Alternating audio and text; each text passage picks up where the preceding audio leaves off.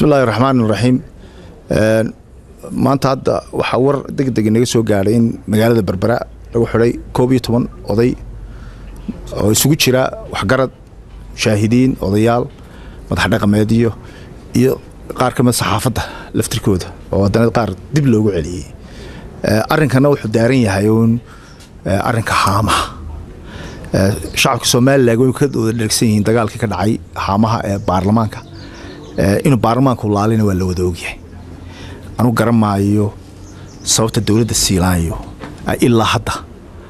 haamaha u daba socoto haamuhu sharciga laalay oo baarlamaankii baa laalay laakiin waxaan sheegayaa arrinkan haamuhu wuxuu noqonayaa arrin xasaasi ah waana sababta nimanka waxgaradka ee diiday ee ka soo horjeestay ee fikradooda cabiray la yiri loo xidhxidhayo iyagoo oo sharciga meel allaaliyo qofka bini'aadamka uu xor yahay dastuurkana ay ku qoran tahay qofka fikirkiisa inuu xor yahay inuu sheego dalkeena hadii la iscaburinayo shalayta waxaan ogeeyay sultaan salaadiinta la iska xiray wariyaasha la iska xiray fanaaniinta la iska xiray dadka la iska xidhayo ee mar walba inta la iska xiro jeelka la soo deynayay ay waliba kii xirayna aan wax talaabo sharciga aan laga qaadin dawladnimadu ma aha caburis shacabkani siyaad bari la soo dagaalameen waxay ula dagaalameen waxa walaha ugu weyn waxa kamid ah caburis boobka hantida qaranka ma ogolin haamaha marnaba lama aqbali karaayo waa hanti qaran oo qiimaheeda lagu qiyaasay 240 milyan oo dollar in ka badan 24 milyan oo dollar baa ka soo baxda 5 sanadood buu siiraayo 24 milyan oo dollar oo dakhligeeda isagu uu qaadanayo oo dhacay oo aan dakhliga dawladda aan galin Siilaanyo laga daba tago oo maxkamad sharci lala tiigsado hadduu xilka hayay hadduu xilka ka tagayba ayaa muhiimadeedu ay tahay ee ma aha in la yiraahdo hantidii baa dal xoog lagu wareejinayo baarlamaankii oo laalay ayaa haddana dadkii loo xidhxidhaya war sharci miyaanu dalka ka jirin war waa inay ogaataa dawladda Siilaanyo haddii aanay iyadu aan sharciga dhowrin muddo kordhis weeyaan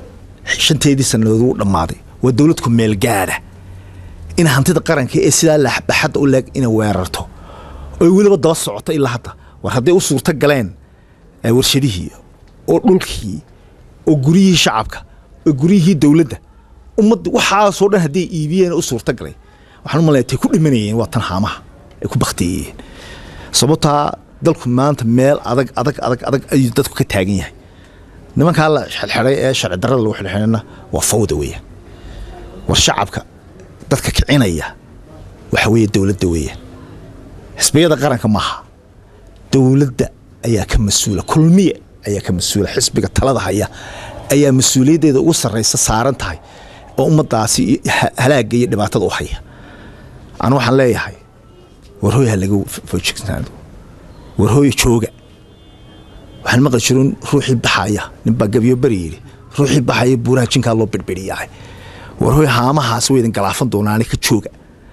war ummadani ma ogola 24 milyan oo adoonaysa in dhacdaan oo dakhligii dan yarta wax loogu sameyn lahaa askarta mushaharku ka yar yahay masaakiinta dakhligii la siin lahaa ee lagu xanaaneyn lahaa caruurtooda iskuul loogu furi lahaa caafimaad loogu sameyn lahaa ayaa doonaysa in dhacdaan Friday la robbery ay gaaladu tiraahdaa waa dharaar cad oo la isdhacayo watuuganimada tii ugu weynayd ayaa dalka ka socota iyo khiyaamada waxaan u adkeysan karaan maaha shacabka Soomaaliland shacabku ha foojignaadaan yaana ogolaanin ma aqbalayna anuguna taas waxaan ugu kalifi doontaa haddii haamahaasi arrimaha haamaha ay dawladda ka weydo inaan dawladda Siilaanyo aan ahno ma ixtiraafsanin waa dawlad bala sharciya dawlad doorasho inoo soo wada maaha shacabkana aan markaa aan talaabadii aan ka qaadi lahayn dawladda ku horeba aanu ka qaadi jirnay aanu ka qaadno aynu kalifi doontaa intaasaan ku soo koobaya nimankan dadkan sharciga loo xidhxidhina waa in la soo daayay gudoomiyaha golaha guurta dhawaan wuxuu sheegay in aan kuraasida baniini ilaa iyo lagaga kiciyo dhalinyartu aan chance u heleen ilaa ay dagaal kaga kiciyaan ama si wixii la mid ah arrintaas aad aragtaan shalay tole waan maqlay inuu hadlay gudoomiyaha baarlamaanka gudoomiyaha guurtida مدن سليمان احترام بيجا مديانة مدن سليمان وضياش ووينا الدلك لكن مدن سليمان وحركة رجينا إنه سيد أضيق الدلك ودق معه شلة طالع هدول اللي يدك ورا سيد أضياشه أنا إن لقى ريح دموية وماشي الريحة ما جت الدورة شاجرت dadka fartooda sharka iyo khayrka waa haysa dalku doorasho ayuu galay xilligii la iska riixanayay qorigii la isku shibanayay wala dhaafay imka farta lagu codeeyaa Saleebano adiga ninkii guurtida ugu weynaa doorashadan u diiday in xilligeeda ku dhacdo ee u kordhiyay dalka foodo gelin gaari maanta waxaad ku leedahay dhalinyaradii kuraasida ka kacmayno anagu idinkoo 80 jir dhaafay war adig 80 jir waxba daadeer waxa weey waqtigaaga wad qaatay Saleebano yaa خاتمة خير إلهي هو بركية دلك بالوناء وهرسات بون أنا أقول أنا حمانتنا أورمينه أنا ودورشان ديارنا هاي دورش دي بس ده دوك الشقين اللي هي أقول وقت اللي هي دلك أنا عقبت كل لهي فلو يدقوا سلام أنا بنتكلم عن الشيء شلت له حيري دلك دبعت متشرته برواقة اللي وتشره سلام أنا برواقة اللي متشره تذكر دبعت يسين تذكر سعر برا بكوك جسي نرشي بالحربية oday islaan kasta waxay la tacaalaysaa Soomaaliland waxay la tacaalayaan sidii ay quutal daruuriga u helaayeen abaara baan ayaa gobolada awdal iyo sidal saameeyay oo la doonayay dawladdu inay u gurmato dawladdan maalin walba aroor walba lagu soo kalahay maxaa la iibiyay ee hantida ummadda la boobayo ee la doonayo in niman dhirgay oo mushtari oo macaashdoon in lagu wareejiyo waxaan u lahaa ka daaya تأكد سلام تاك شقيسان دونيا ترى دلك برواقة أي كجرة كمان نافل إن مدحونا سلاح حل حساسي أي دلك بحي سفر إيرلاند بو بحي دلك إن محل ما ننسى سفر كيس إنك كليفين ما دام وقت حل كجرة حل حساسي أنا قرب الله بحي حل يدلك دلك كجرته مدحونا هامها ما نقول لك مهضل لدونا يلا قاطو